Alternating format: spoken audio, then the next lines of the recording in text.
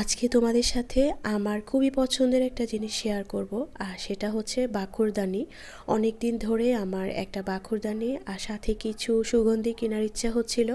অনলাইনে অনেক খোঁজাখুঁজি করেছি। অ্যাকচুয়ালি আমি পিতলের কিনতে চাচ্ছিলাম, কিন্তু পিতলের বাজেটে হলেও পছন্দ হচ্ছিল না, পছন্দ হলে বাজেটে হচ্ছিল না, সব কিছু মিলিয়ে আর কেনা হচ্ছিল না।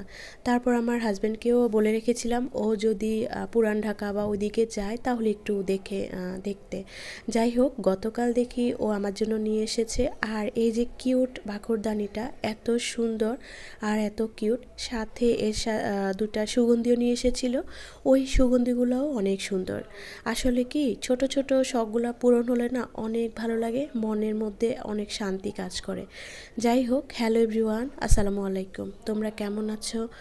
আমি আলহামদুলিল্লাহ ভালো আছি। নতুন একটা ব্লগে তোমাদেরকে ওয়েলকাম করছি।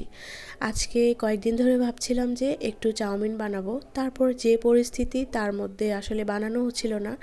আর ঘরের মধ্যে এটা থাকে তো ওটা থাকে না, করেও বানানো হচ্ছিল না। আজকে চিন্তা করলাম বাসায় যা আছে তা দিয়ে বানিয়ে ফেলি, আর সেজন্যই আমি সব কিছু প্রিপেয়ার করে নিয়েছিলাম, কাটাকুটি করে নিয়েছিলাম। অ্যাকচুয়ালি আমি এই ভিডিওটা করেছি যেদিন দুবার ভূমিকম্প হয়েছিল, ঠিক সেদিন।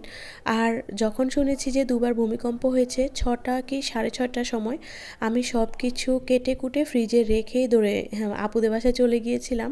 তারপর পরের দিন এসে আমি বাকিটা কমপ্লিট করি। চাউমিনটা আমি 2 দিন লেগেছে করতে।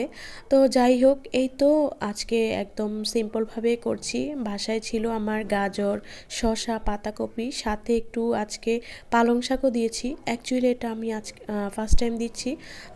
আমি তো খেয়েছি, আলহামদুলিল্লাহ অনেক মজা হয়েছিল। আর পালং শাকটা না যে কোনো চাইনিজ আইটেমের সাথে যায়ও।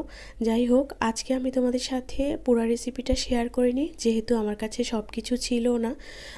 তো তোমাদের কাছে যদি ভালো লাগে অবশ্যই আমাকে কমেন্ট করে জানাবা। আমি অন্য কোনো দিন সুন্দর করে ভিডিওটা শেয়ার করে দিব রেসিপি সহ।